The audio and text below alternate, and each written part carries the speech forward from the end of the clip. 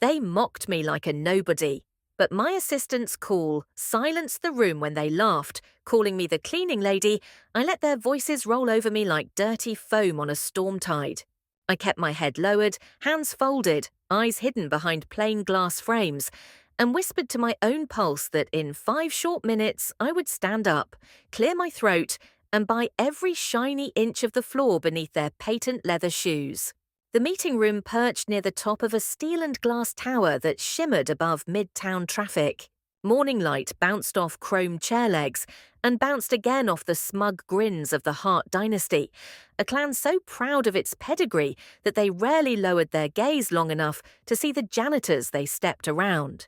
Across the polished table sat my former husband, Gregory, face burnished by success, hair silvered just so, his arm resting on the shoulder of the woman who had replaced me before the ink on our divorce had dried. She leaned in to murmur something sweet, then glanced my way as if checking whether the help had remembered napkins. A young socialite cousin, no more than 22 by my estimate, clicked her manicured nails against a coffee cup and let out a laugh that sliced the room. "Somebody tell housekeeping we need fresh water in here," she chimed, nodding toward me, "and maybe polish those windows while she's at it." A ripple of laughter followed, rich and effortless, the kind of sound people make when they believe the world was built for them. I straightened my blazer, a simple charcoal piece with sleeves that brushed the line of an old scar on my wrist. Beneath the cuff, a ring glimmered, yellow gold braided with rose gold, the Hart family crest nestled at its center. They thought that heirloom lost in a long-ago fire. They were wrong. I touched it once, like a soldier checking the weight of a hidden weapon, then slid my hand back under the fabric. My ex-husband's voice filled the air, slow and theatrical. "Let us proceed," he declared, tapping the table for attention. "Time is money, people." He used that phrase often decades earlier when we ran this empire together, before he forged my signature on a stack of fraudulent ledgers and buried my reputation under a landslide of scandal. His betrayal had been swift, a surgical strike designed to leave no breathing space. I still remembered the courtroom lights, the flash of cameras, and the way he avoided my eyes as guards escorted me outside, stripped of my title, my stake, my very name. The woman beside him now wore a diamond choker, worth more than the tiny apartment where I rebuilt my life in a city halfway across the ocean. Someone dropped an agenda folder in front of me with an impatient thunk. "Sign-in sheet for support staff," the intern muttered. His cheeks pinked when our eyes met. He must have sensed a gravity in mine that didn't fit his assumptions. I wrote nothing, only offered a polite nod. Across the polished floor, tall windows framed the skyline. Down on the street, black sedans were gliding to the curb, discreet and deliberate. Their tinted glass reflected early sunlight, drawing long ribbons of brightness onto the asphalt. I knew who sat inside those cars. My legal team, my media liaison, my security detail, people who addressed me as Mom and never laughed at my shoes. The phone in my pocket vibrated, a single, brief pulse. I stepped back from the table, as unobtrusive as a shadow, and raised the device to my ear. "Yes." My voice was soft, measured. "Madam Hart," my assistant breathed, a thrill of excitement threading through her composure. "The press pool is forming in the lobby. Council members from the exchange are here as requested. We await your final instruction." Behind me, the room hummed with small talk and clinking china. I kept facing the window, letting the skyline fill my pupils until it felt like I held the city itself in my gaze. "Give me 4 minutes," I said, "then bring the documents upstairs, and have the acquisition announcement ready for live feed." "As you wish." I ended the call and returned to my place by the wall. No one noticed the conversation. No one ever listens to ghosts. Another cousin swirled a spoon through sugar, complaining about interest rates. Gregory studied the agenda, confident the meeting would rubber stamp his plan to merge Hart Industries with an investment consortium in Europe. He did not know that consortium existed solely on paper until I breathed life and capital into it. He did not know the voting shares had changed hands last night in a room lit by a single desk lamp while lawyers double-checked every comma. He would learn soon. The minute hand on the antique clock above the door crept forward.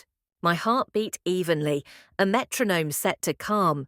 Mockery washed around me in lazy waves, but underneath, tectonic plates of power were grinding into new positions. They laughed because they thought I was invisible. Invisibility was my favorite disguise. Outside, the black cars stopped, engines quieting like beasts at rest. A doorman hurried forward. Somewhere below, security gates clicked open, and the future stomped through in sensible heels. Gregory cleared his throat and raised his voice once more. "Shall we begin? I move that we—" He never finished the sentence. The conference door swung inward, and a young woman in a cream suit strode inside, crisp and unhurried. Her badge bore the logo of the mysterious European Fund. She glanced at the cluster of surprised faces, then turned to me and inclined her head with perfect deference. "Madam," she said, voice ringing clear, "the boardroom is prepared. We are ready for your signature." Silence ripped through the gathering like a gust through dry leaves. I stepped forward, shoulders back, lifting my chin just enough to let the morning glow strike the ring on my hand. The golden crest caught the light and flared, a tiny sunrise no one could ignore. For the first time in 2 decades, my ex-husband finally looked me in the eyes. He paled as recognition crawled across his face, and the room, so full of laughter moments ago, fell deathly quiet. They had asked for water. Now they watched, parched for words. I once believed identity was welded to flesh and bone, impossible to shed. Then my flesh bruised, and my bones nearly broke under the weight of shame. And I learned that a woman can peel off her own name like a burned-edged label and walk away before the smoke clears. 2.5 decades earlier, I was not the quiet figure skulking at boardroom edges. I was Lillian Hart, co-chair of the empire these polished heirs now mismanage. Gregory and I shared crisp suits and whispered ambition. We also shared a son, Caleb, whose laughter floated like sunlight on glass. When profits boomed, magazines crowed about our perfect dynasty. But perfection rots quickest. Gregory forged my signature on loan papers tied to phantom subsidiaries. He funded his lover's boutique and his private island by mortgaging my future. When auditors found the void in our books, he pointed at me, eyes wet, voice trembling about unfathomable betrayal. The press loved a villainous more than a cheater. They called me greedy, incompetent, hysterical. Cameras flashed as I was driven from the courthouse, stripped of shares, barred from every board seat. I tried to shout truth, but scandal is a train that only stops once it has flattened every obstacle. I fled across an ocean with one suitcase and the heirloom ring hidden in my shoe heel. In Florence, I scrubbed dishes beside Senegalese migrants, letting boiling water numb my knuckles. Nights I studied mergers and acquisitions under a dim hostel lamp, because knowledge is fire that no thief can steal. I wrote new strategies, sketched shell companies, practiced signatures that were not mine. A winter later, I became Eleanor Martell, consultant for a shipping firm in Lisbon. Another year, and I was Lena Markovic, market analyst in Zagreb. Each persona earned me more capital. Each taught me another layer of secrecy. Soon I controlled a lattice of trust so complex even the auditors I hired could not see the woman behind them. I built Martell Global Holdings on deals others deemed impossible, always silent, always unseen. One foggy dawn in Zurich, I read that Hart Industries planned a bold global expansion.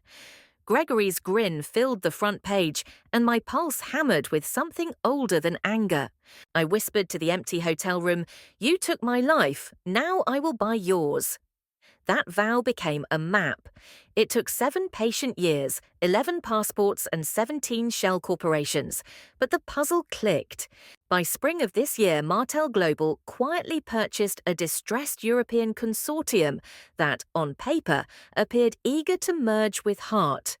The moment the ink dried, 90% of Hart voting power rested under my left thumb. Back in the present, The ring on that thumb gleamed, while the Hart clan joked about maids and window polish. They never once asked the maid's name. My phone buzzed again. "Madam," my assistant whispered, "broadcast trucks have arrived. Shall I cue the statement?" 3 minutes, I said, gaze steady on Gregory's profile. Let them sweat. The boardroom door creaked as a junior advisor hurried in, cheeks flushed. "Mr. Hart, regulators from the exchange are here a bit early," he stammered. "They want confirmation of the merger partner's identity." Gregory waved him away, confident swagger masking the first tremor of unease. "Tell them my team will deliver a formal welcome in 10. I crossed the room to a sideboard, poured water into a crystal tumbler, and felt their stares follow. The socialite cousin giggled, nudging her friend. "See? She knows her place. I knew mine better than she could imagine." 2 minutes crawled by. Outside, elevator chimes rang. The cream-suited messenger returned, followed by 3 suited officials and a petite woman holding an embossed folder. She moved to my side, opened the folder, and slid a thick sheaf onto the table. "Presenting certified share registers for Martel Global Holdings," she announced. "Transfer executed as of midnight." Gregory blinked. "I beg your pardon. Why are you showing that to her?" He jerked his chin at me, the way one might gesture toward a coat stand. The petite woman adjusted her glasses. "Because she is the principal owner of Martel Global." She stepped back. Every gaze snapped toward me. I set down the tumbler, straightened. "Gentlemen, ladies," I said, voice carrying just enough winter steel. "You have conducted business with my representatives for months. You simply never thought to look behind the curtain." A director sputtered. "Impossible. Martel's majority stake is controlled by an anonymous trust." I smiled. "Correct. And the trust answers to me." Panic shimmered beneath Gregory's polished facade. "This is absurd," he breathed, but his eyes flicked to the gold crest on my ring. Memory pooled in them like oil. He mouthed my old name, Lillian, yet sound failed him. More officials entered, cameras on their shoulders. Reporters pressed at the glass wall outside, lenses hungry. Gregory's new wife hissed, "Do something!" "I am," I said simply, and motioned for my assistant. She tapped her phone. Screens around the room blinked to life, displaying a live ticker. "Hart Industries to be absorbed by Martel Global." Gasps chorused. Gregory surged from his chair. "You cannot—" "I can. I just did." I laid a single-page document before him. "Board vote penciled for 11 this morning. Voluntary session of operational control, unless you prefer involuntary receivership." He trembled. Papers rustled like frightened birds. One director whispered, "If we resist, shareholders sue." Another muttered, "Stock will crater, pensions vanish." The dynasty realized the cliff edge beneath their loafers. I turned away, letting their panic ferment. At the window I saw my reflection, but the eyes staring back no longer belonged to a ghost. Clattering heels echoed as the clan followed me into the grand conference suite, prepared for the signing. Marble floors gleamed, crystal chandeliers shimmered like captured lightning. Rows of chairs faced a podium where the Martel logo now rotated on giant screens. To either side, screens displayed the Hart crest fading into mine, petal by petal, like an old empire absorbed by a new bloom. Reporters murmured, pens poised. A cameraman whispered to his producer, "That's her, Martel herself." It sounded surreal even to me. I stepped to the podium, leaving Gregory in the aisle, his power unraveling thread by golden thread. "Thank you for joining," I began, voice calm. "This morning we finalize a transaction promising stability for workers, innovation for clients, and integrity for investors." I paused, letting the last word sting. A director blurted, "Hart Industries will never concede." "Correction," I said. "Hart Industries already has." I tapped my assistant's tablet. Contracts splashed across the side screens. Clause 48 of your own bylaws grants controlling interest to the majority share purchaser in the event of catastrophic reputational risk. Last night's regulatory brief, now public, details accounting fraud dating back 23 years. Gregory's knees buckled into a seat. His new wife clutched her pearls. The socialite cousin, pale, whispered, "Reputational risk." The audience buzzed. My assistant produced a sealed envelope, handed it to Gregory. "Original ledger pages," she said. "Your signatures in black ink, your numbers in red." Gregory tore it open, scanning frantic lines. A strangled gasp. He recognized the handwriting, his own, and the false entries he once blamed on me. "Everything you forged to destroy me," I said softly, "I preserved to save myself. Today it serves a broader purpose, justice." The chandelier light glimmered over faces sagging under decades of entitlement. An older aunt stood, tears brimming. "Lillian, we thought you were gone." "I was. You made certain of it. But a woman reborn is harder to kill." I signed the final page with a flourish, deliberate, reclaiming the strokes of a name I had not written in 25 years. Cameras clicked like distant thunder. When I turned the document toward Gregory, his hand hovered yet never touched the pen. A journalist shouted, "Will you seek criminal charges?" I met Gregory's eyes. "I prefer history to speak louder than courtrooms." I closed the folder. Let the record show Hart mocked its own heart and lost. The press conference ended, but the story had only begun. Reporters swarmed, shouting for comment. Investors jostled beside uniformed officers carrying evidence boxes through the hall. I left them to their storm. Near the elevators, the youngest member of the clan waited. He looked 17, lanky, nerves buzzing. I knew that face, Caleb's boy, my grandson. He stepped forward, voice barely above wind. "My father said she died." "Fathers sometimes lie to protect themselves," I answered. His eyes, grey as dawn, searched mine for something solid. I offered neither confession nor denial, only truth wrapped in mercy. "Live so that your children never need to unlearn you." I pressed the heirloom ring into his palm. "Guard this. Someday you will decide what its story becomes." Confusion flickered, but he curled his fingers over the crest. That was enough. My assistant approached. "Fleet Street feed live in too, madam." I nodded, stepping into the lift. As the doors slid closed, I caught one last glimpse of Gregory surrounded by flashing bulbs, every question a blade he could no longer parry. He raised pleading eyes, perhaps seeking a fragment of the compassion he once squandered. I offered none. Outside, sunlight glared off the tower's mirrored skin. Chauffeurs opened doors. I settled into the back seat of a silent black Maybach. My assistant handed over a tablet streaming news anchors, breathless with the coup of the decade. Below their scrolling banners, my face filled the split screen, no longer blurred by anonymity. She asked, "Ready for the live statement?" I watched the city glide past. Streets where I once cowered, windows I once scrubbed, towers I now owned. "Begin," I said. She tapped send. Billboards across the financial district lit up with a single line in white on obsidian, "Heart rises again." Beneath, my signature unfurled like a banner reclaimed. The driver merged into traffic. I closed my eyes, letting the hum of the engine carry me forward. Somewhere a boy held a ring that could rewrite a lineage. Somewhere an empire learned humility. Somewhere, finally, my own pulse beat in time with my name. I exhaled, tasting freedom. Weightless, patient, unstoppable as the tide that had once tried to drown me.